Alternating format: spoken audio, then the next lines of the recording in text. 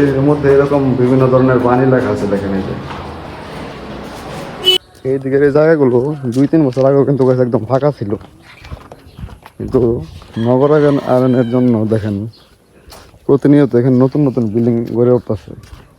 দূর দূরান্তের বহিরাগত লোক এখানে জমি কিনে তাদের বাড়িঘর গড়ে চলতেছে। দেখেন এই যে কোরআন আলো ইন্টারন্যাশনাল কওমি মাদ্রাসা, এখানে পড়ালেখা করে আমার মেয়ে, তো 3-4 তলার উপর উঠতে হবে আর কি এখন।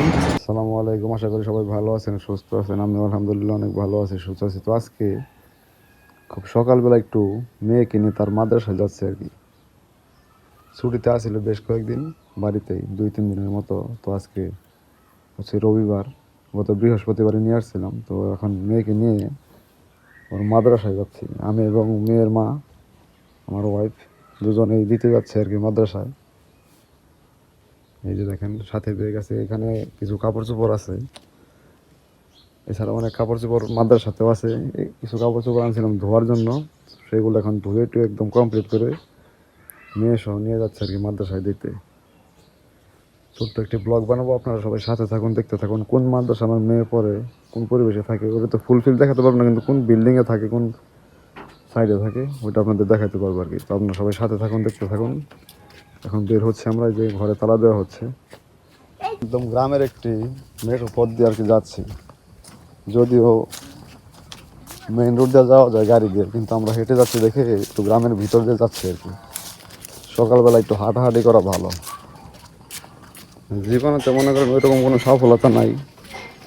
এখন সফলতা বলতে গেলে মেয়ের উপর দিয়েই যতটা টার্গেট। ভালো কিছু করার উদ্দেশ্যে মূলত মাদ্রাসায় পাঠাইছি, যাতে দিনই শিক্ষাটাও পায়। নেক্সট টাইম অবশ্য স্কুল কলেজে ভর্তি করারও প্ল্যান আছে। শুধু যে দিনই শিক্ষাই চলে এরকম না ব্যাপারটা, জেনারেল লাইনের পড়ালেখার দরকার আছে। আমার বন্ধু বান্ধব যারা ছিল, যাদের সাথে বড় হয়েছি, সবাই মোটামুটি এস্টাবলিশড হয়ে গেছে। তাদের বাপদাদার ব্যাকআপ ছিল, আমার নাই। এর জন্য আমি ওইরকম কোনো ডেভেলপ করতে পারি না নিজের জীবনে।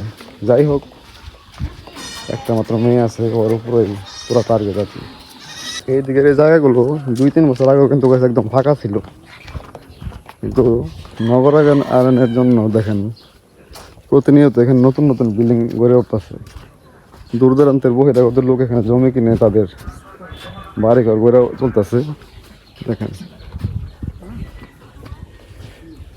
বেশ কয়েক বছর আগেও কিন্তু আমি নিজে এইদিকে খেলাধুলা করছি, বা দিন দিন দেখেন বিল্ডিং টিল্ডিং বাড়তেই আছে প্রচুর পরিমাণে।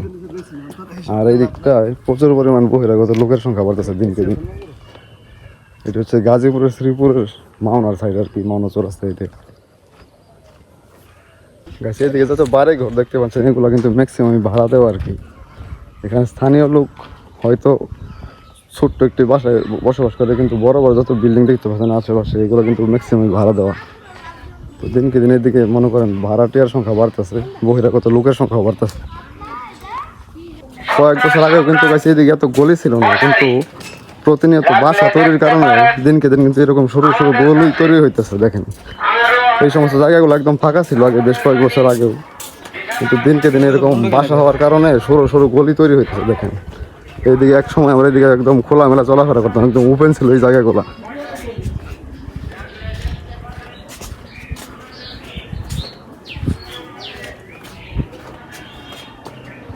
আজকের এই ভিডিওটি ব্লগ কিনা বলতে পারি না, তবে কিছু কথাবার্তা, কিছু জায়গা শেয়ার করার জন্য আসলে মূলত ক্যামেরা ওপেন করছি।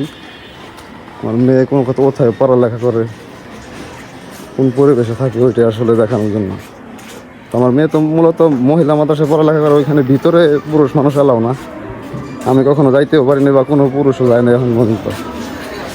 গার্জিয়ান পক্ষ শুধু মেয়েরা মানুষই যায়, মা বোন এরকম সম্পর্ক যাদের আছে ওনারাই যায়, পুরুষ মানুষ এলাও না।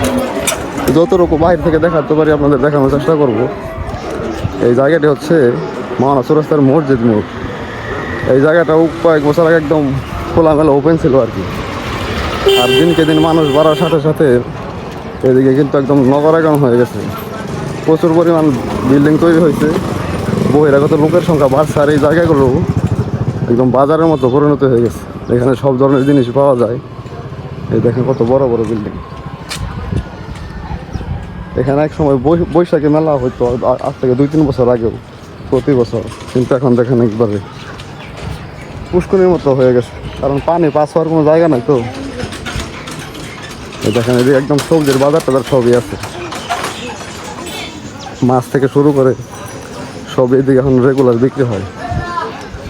সকাল সন্ধ্যা সব সময় সব কিছু পাওয়া যায়, পান সুপারি এভরিথিং। দেখেন এখানে মাছ বিক্রি হচ্ছে, আড়ত থেকে মাছ কিনে এনে এখানে বিক্রি হয় আর কি। আর এটি হচ্ছে সেই মসজিদ। এই মসজিদের নাম অনুসারে এই জায়গার নাম হচ্ছে মসজিদ মোড় আর কি। মোড়ের মধ্যে সবচেয়ে বড় মসজিদ এটা। মানুষ আছে প্রচুর পরিমাণে কিন্ডার গার্ডেন আছে। দেখেন যে একটা কিন্ডার গার্ডেন, বিভিন্ন ধরনের ব্যবসা খুলে করছে মানুষ। এসে বললাম মাদ্রাসার কাছাকাছি এই যে বিল্ডিংয়ে, এই যে পুরানা আলো ইন্টারন্যাশনাল কওমি মাদ্রাসা, এখানে পড়ালেখা করে আমার মেয়ে। তো 3-4 তলার উপরে উঠতে হবে আর কি। এখন রেস্ট্রিক্টেড এরিয়া।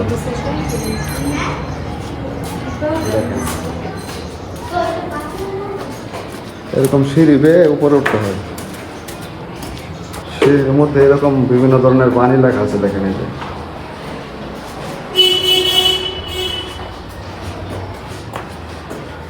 দেখেন কত কত বাচ্চারা এখানে জুতা রাখে। আর একদম পুরোপুরি পর্দা করা, এখানে পুরুষ মানুষ টোটালি এলাও না আর কি। আর দেখেন নিচের ভিউটা দেখাই। আমি এর মধ্যে আছি 4 তলার উপরে আর কি। আর এই যে সেই মসজিদ।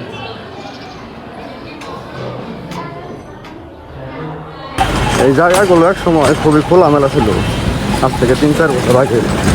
ইদানিং এত পরিমাণ বিল্ডিং হয়েছে, বহিরাগত লোক এখানে এসে বাড়িঘর করতেছে, একদম লোকের লোকারণ্য হয়ে গেছে এলাকাটা। তো মেয়েকে মাদ্রাসায় দিয়ে অন্য পথ দিয়ে আবার বাড়ির দিকে ফিরতেছি। তো এখানকার আবহাওয়া বা পরিবেশগুলো দেখাইতেছে আর কি আপনাদের। এক সময় মসজিদে নামাজ পড়ছি রেগুলার, তখন এদিকে থাকতাম আর কি। আমার লং টাইম থাকা হয়তো অবশ্যই এদিকে এক সময়।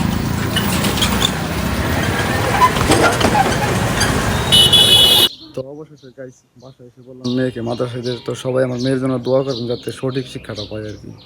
দিনী শিক্ষার জন্য মাদ্রাসায় দিচ্ছি, যাতে আল্লাহ তাআলাকে কবুল করে সঠিক শিক্ষাটা আসলে দান করে আর কি। তো সবাই ভালো থাকুন, সুস্থ থাকুন। আজকের মতো বিদায় নিচ্ছি, আল্লাহ হাফেজ।